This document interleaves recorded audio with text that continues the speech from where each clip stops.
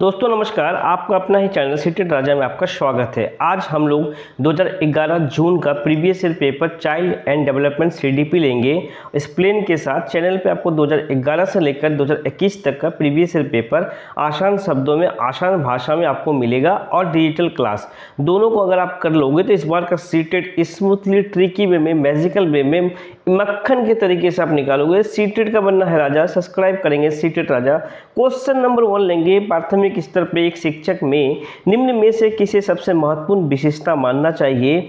Note करेंगे धैर्य और दृढ़ता, बिल्कुल सही। एक शिक्षक सुगमकर्ता होना चाहिए। एनसीएफ के अकॉर्डिंग एक शिक्षक सुविधादाता होना चाहिए।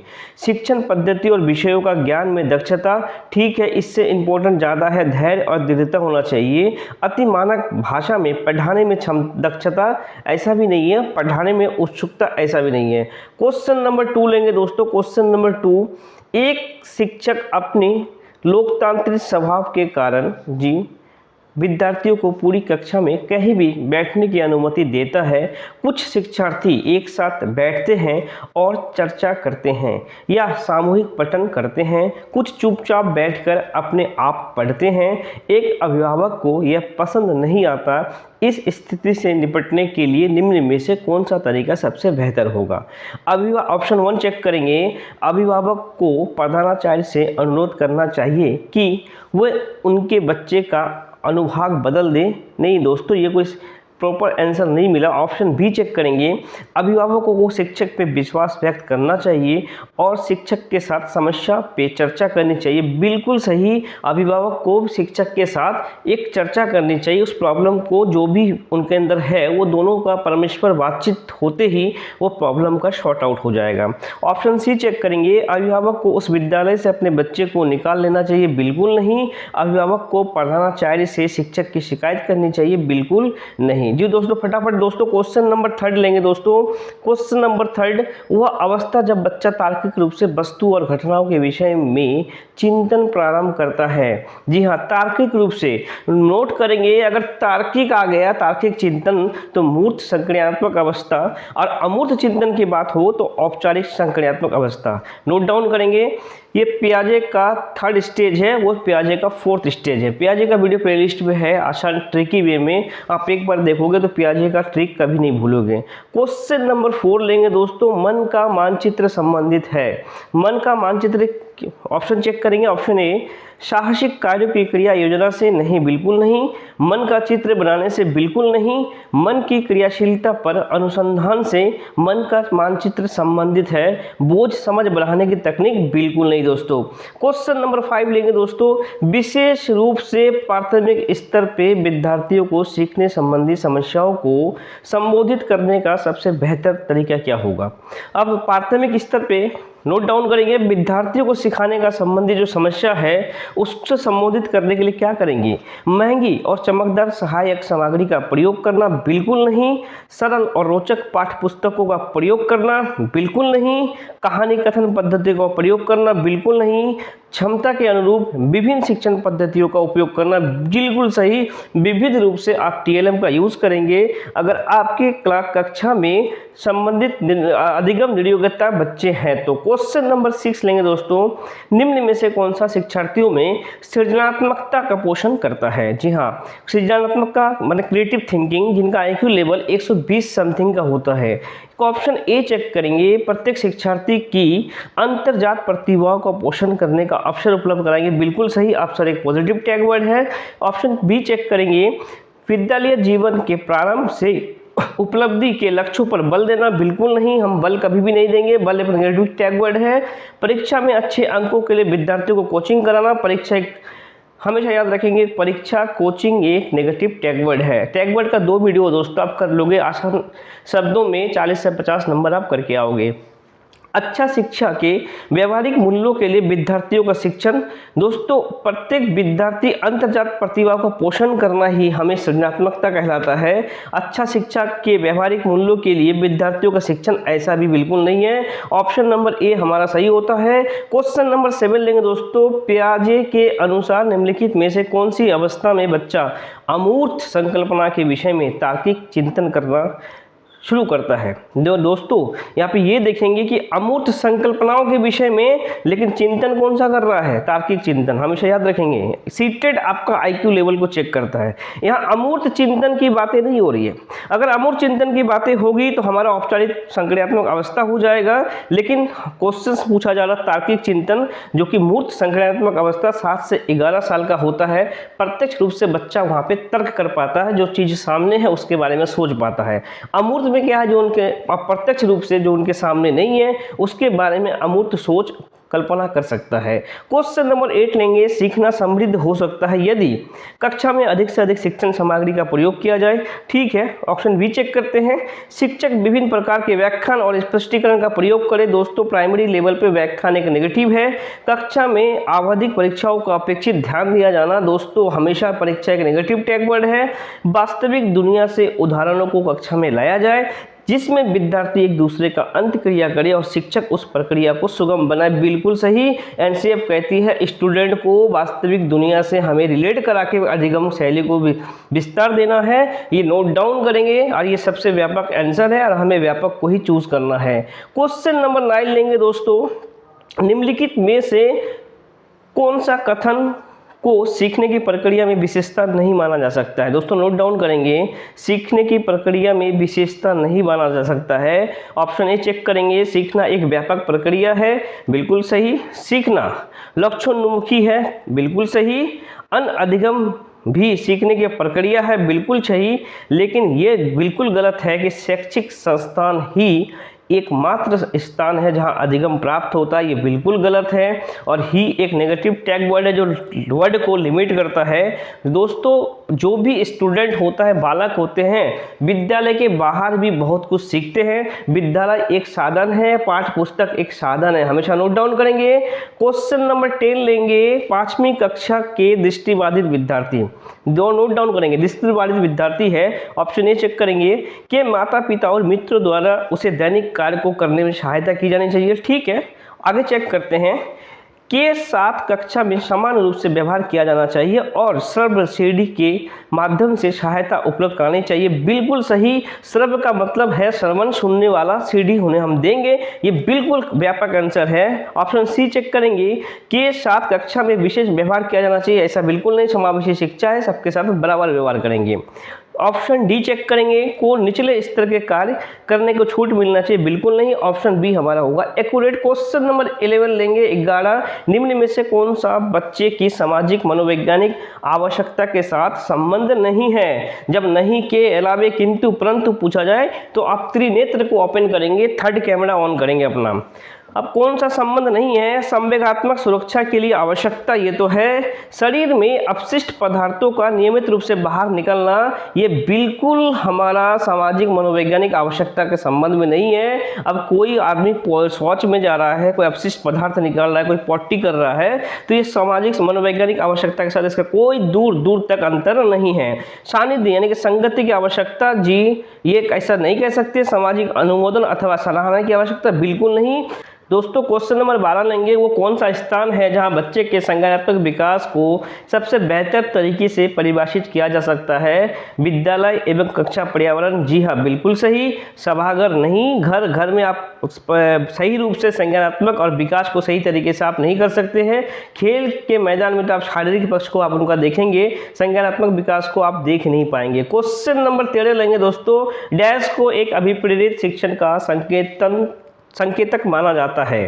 डैश को शिक्षक द्वारा दिया गया उपचारात्मक कार्य, ठीक है। आगे चेक करते हैं, विद्यार्थियों द्वारा प्रश्न पूछना, बिल्कुल सही दोस्तों। विद्यार्थी द्वारा प्रश्न पूछने का मतलब ये है विद्यार्थी सक्रिय है, अभिप्रेरित है, और ये अभिप्रेरित का एक लक्षण है प्रश्न पूछना। विद्यार्थी के अंदर क्यूरियोसिटी है तभी वो क्वेश्चंस पूछ रहा है। कक्षा में एकदम खामोशी, ये बिल्कुल नहीं। कक्षा में अधिकतम उपस्थिति, ये भी नहीं। शिक्षक द्वारा उपचारात्मक कार्य, ऐसा भी नहीं है। और नोट डाउन करेंगे, उपचारात्मक में हमेशा हम सही करते हैं और निदान में हम समस्या की पहचान करते हैं। सारा शिक्षण का वीडियो है, अवश्य चेक कर लेंगे। क्वेश्चन नंबर 14 लेंगे, निम्न में से कौन सा बुद्धिमान बच्चे का लक्षण नहीं है। नहीं है, जब नहीं है किंतु परंतु क्वेश्चन मेरा नेगेटिव और मुझे चूज करना नेगेटिव, वह जो प्रभावपूर्ण एवं उचित तरीके से संप्रेषण करने का क्षमता रखता है, तो भैया ये तो बुद्धिमान बच्चे का लक्षण है। वह जो अमूर्त रूप से सोच सकता है, बिल्कुल सही।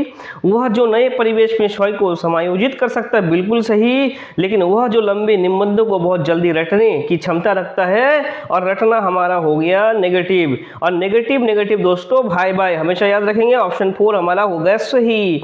क्वेश्चन नंबर 15 लेंगे। बच्चे दुनिया के बारे में अपनी समझ का सृजन करते हैं, इसका श्रेय डैश को जाता है। बच्चे नन्हे वैज्ञानिक होते हैं, सक्रिय अनुदेशनकर्ता होते हैं। दोस्तों ये पियाजे का है, और पियाजे ने 4 संज्ञानात्मक विकास दिया है। और पियाजे का वीडियो देखेंगे, काफी ट्रिकी वे में है। एक जिन था जिनका 4 प्याज था, 4 बच्चे था, काफी ट्रिकी वे में वीडियो है, एक बार चेक कर लोगे। पियाजे से रिलेटेड कोई भी क्वेश्चन हो आप चुटकी में करके आओगे। सीटेट का बनना है राजा, सब्सक्राइब करेंगे सीटेड राजा। क्वेश्चन नंबर 16 लेंगे। कृतिका अक्सर घर में ज़्यादा बात नहीं करती, लेकिन विद्यालय में वो काफ़ी बात करती है। ये दर्शाता है कि, ऑप्शन ए चेक करेंगे, शिक्षकों की मांग होती है कि बच्चे में विद्यालय खूब बात करे, ऐसा बिल्कुल नहीं है। कृतिका को अपना घर बिल्कुल पसंद नहीं है, ऐसा भी नहीं है। उसके विचारों को विद्यालय में मान्यता मिलता है, बिल्कुल सही। तब वो कृतिका इतना ज़्यादा अभिव्यक्ति करती है स्कूलों में। ऑप्शन डी चेक करेंगे, विद्यालय हर समय बच्चों को खूब बात करने का अवसर देता, बिल्कुल नहीं। अवसर में आप फंस नहीं जाएंगे। उसके विचारों को विद्यालय में मान्यता मिलता है, जी हाँ। क्वेश्चन नंबर 17 लेंगे दोस्तों। क्वेश्चन नंबर 17, एक शिक्षक को अपने शिक्षार्थियों की क्षमता को समझने का प्रयास करना चाहिए। निम्नलिखित में से कौन सा क्षेत्र इस उद्देश्य के साथ संबंध है? दोस्तों अगर आप शिक्षक हो और विद्यार्थियों का क्षमता को आप रीड करोगे तो ये कौन सा है? सामाजिक दर्शन बिल्कुल नहीं, मीडिया मनोविज्ञान बिल्कुल नहीं, वह है शिक्षा मनोविज्ञान। हमेशा याद रखेंगे, शिक्षा मनोविज्ञान जिसकी हम लोग पढ़ाई कर रहे हैं। क्वेश्चन नंबर 80 लेंगे। सीखने की प्रक्रिया में अभिप्रेरणा, मोटिवेशन। अब सीखने के प्रक्रिया में मोटिवेशन क्या है? पिछले सीखे हुए को नए अधिगम से अलग करती है? अलग तो बिल्कुल नहीं करती है। शिक्षार्थियों को एक दिशा में सोचने का युग बनाती है, ठीक है, सोच सकते हैं। यहाँ पे हम आगे चेक करेंगे। शिक्षार्थियों में सीखने के प्रति रुचि विकसित करते, बिल्कुल सही। अभिप्रेरण मोटिवेशन से इंटरेस्ट लेवल होता है। आपको सीटेट क्रैक करना है तभी आप पढ़ाई कर रहे हो। आंतरिक खुशी और मोटिवेशन 2 तरह का होता है, एक आंतरिक अभिप्रेरणा, एक बाहरी अभिप्रेरणा। इसका वीडियो है दोस्तों, जरूर चेक करेंगे। शिक्षार्थियों को स्मरण शक्ति पैना करने, दोस्तों स्मरण ये सब जो पैना ये नेगेटिव वर्ड है, जहां आए आप उससे दूर हट जाएंगे। क्वेश्चन नंबर 19 लेंगे। शिक्षा के क्षेत्र में पाठ्यचर्या शब्दावली डैश की ओर संकेत करता है। शब्दावली विद्यालय का पाठ्यचर्या शब्दावली जो है, अब देखेंगे पाठ्यचर्या जो है करिकुलम, विद्यालय का संपूर्ण कार्यक्रम जिसमें विद्यार्थी प्रतिदिन अनुभव प्राप्त करते हैं, बिल्कुल सही। मूल्यांकन प्रक्रिया है, बिल्कुल नहीं। कक्षा में प्रयुक्त की जाने वाली पाठ्य सामग्री है, बिल्कुल नहीं। शिक्षण पद्धति एवं पढ़ाई जाने वाली विषय वस्तु, बिल्कुल नहीं। पाठ्यचर्या में डेली स्टूडेंट कुछ ना कुछ नया कुछ अनुभव कर रहा है। क्वेश्चन नंबर 20 लेंगे। निचली कक्षाओं में शिक्षण की खेल पद्धति मूल रूप से आधारित है शिक्षण पद्धति के सिद्धांत पे? जी हाँ, बिल्कुल नहीं। विकास एवं वृद्धि के मनोवैज्ञानिक सिद्धांतों पे, विकास एवं वृद्धि के मनोवैज्ञानिक सिद्धांतों पे ही खेल पद्धति स्कूलों में चल रही है। शिक्षण के सामाजिक शास्त्रीय सिद्धांतों पे बिल्कुल नहीं। शारीरिक शिक्षा कार्यक्रम के सिद्धांत पे बिल्कुल नहीं। क्वेश्चन नंबर 21 लेंगे दोस्तों। एक बच्चा अतीत का समान परिस्थिति में की गई अनुक्रिया के आधार पर नई स्थिति के प्रति अनुक्रिया करता है। अब जरा सोचेंगे, उसका पास्ट में कोई ऐसा चीज हो चुका होता है, उससे ही रिलेटेड करके वो वही क्रिया सेम रिपीट कर रहा है, उसी टाइप का उस स्थिति अनुक्रिया करता है। ये किससे संबंध है? सीखने का प्रभाव का नियम? बिल्कुल नहीं। सीखने का प्रक्रिया का अभिवृद्धि नियम? बिल्कुल नहीं। सीखने का तत्परता का नियम? बिल्कुल नहीं। सीखने का सादृश्यता का नियम? बिल्कुल सही। वो पूर्व के ज्ञान से नया चीजों को कनेक्ट कर रहा है और ऐसे ही बिहेव कर रहा है जैसे पूर्व में कर रहा था। डैश प्रतिभाशाली होने का संकेत नहीं है, नहीं में अलर्ट हो जाएंगे। दूसरे के साथ झगड़ना? बिल्कुल सही है, नेगेटिव है। नेगेटिव नेगेटिव भाई भाई। अभिव्यक्ति में नवीनता ये प्रतिभाशाली का लक्षण है। जिज्ञासा क्यूरियोसिटी तो होगा, सृजनात्मक विचार भी होगा उनके अंदर, बिल्कुल सही। लेकिन झगड़ने का गुण जो है वो प्रतिभाशाली का लक्षण नहीं है। बिल्कुल सही दोस्तों। अब 23 लेंगे, विशेष आवश्यकता वाले बच्चे जिनको कुछ आवश्यकता की ज़रूरत है, लर्निंग डिसेबिलिटी है, विशेष आवश्यकता वाले बच्चे को शिक्षा उपलब्ध कराई जाना चाहिए। नोट डाउन करेंगे, समावेशी शिक्षा है, एक साथ शिक्षा का टारगेट होना चाहिए आपका। आंसर भी एक साथ। विशेष विद्यालय में विशेष बच्चों के लिए विकसित पद्धतियों द्वारा, विशेष विद्यालय में कभी नहीं, विशेष विद्यालयों में बिल्कुल नहीं, विशेष विद्यालयों में शिक्षक के द्वारा बिल्कुल नहीं, अन्य समान बच्चे के साथ समावेशी शिक्षा है, सबके साथ आप अधिगम देंगे, पढ़ाएंगे, उनका ग्रोथ और डेवलपमेंट करेंगे। क्वेश्चन नंबर 24, आकलन को उपयोगी और रोचक प्रक्रिया बनाने के लिए डैश के प्रति सचेत होना चाहिए। अब आकलन करेंगे आप तो उसे रोचक बनाएंगे, उपयोगी बनाएंगे, चेक करते हैं।